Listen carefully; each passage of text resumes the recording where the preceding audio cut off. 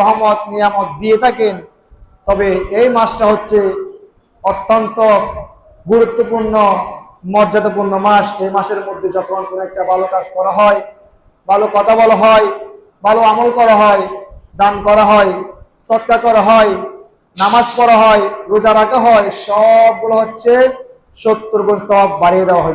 সুবহানাল্লাহ। সেজন্য আজকে আমরা এখনো যারা বসে আছে অবহেলায়, প্রত্যেকটা দিন আমরা কাজ করি, আমরা ঘুমাই, আমাদের খাওয়া দাওয়া করি, রেস্ট করি।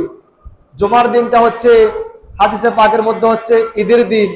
এই ঈদের দিনের মধ্যে আমরা যারা একটু আগে আসবো, রাসূল করিম রউফুর রহিম হাদিস শরীফে ইরশাদ করেন, পৃথিবীর জমিনের মধ্যে সবচেয়ে উত্তম জায়গা, উত্তম স্থান হচ্ছে আল্লাহর ঘর, মসজিদুর রসুল। সুবহানাল্লাহ।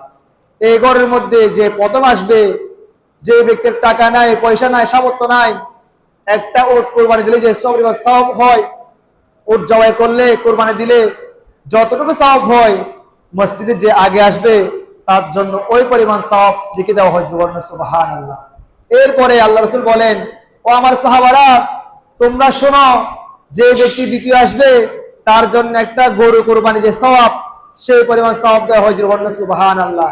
আল্লাহ রাসূল সাহাবা বলেন, ইয়া রাসূলুল্লাহ সাল্লাল্লাহু আলাইহি ওয়াসাল্লাম, এরপরে কে? আল্লাহ রাসূল বলেন, 3 নাম্বার যে আসবে তার জন্য একটা বকরি, ছাগল সওয়াব, যে পরিমাণ কোরবানি দিলে সওয়াব পাওয়া যায়, ওই পরিমাণ সওয়াব পাওয়া যায়। সুবহানাল্লাহ। আল্লাহ রাসূল বলতে বলতে বলতে বলতে অনেক বলেছেন। তাহলে সর্বপ্রথম যে আগে আসবে তার জন্য বেশি সওয়াব, যে শেষে আসবে তার জন্য সওয়াব আছে। সেজন্য আল্লাহ রাসূল আমাদেরকে জুমার দিনকে গুরুত্ব দিয়ে বলেছেন, তোমরা ওই দিন একটু আগে আসো। আর ইমাম আবু হানিফা বলেন, যখনই কোনো একটা জুমার দিন আমি পেয়ে যেতাম, আমার ব্যবসা, কাপড়ের ব্যবসা আযান দেওয়ার আগে আমি বন্ধ করে ফেলতাম, কারণ এটা হচ্ছে ইসলামের শিক্ষা।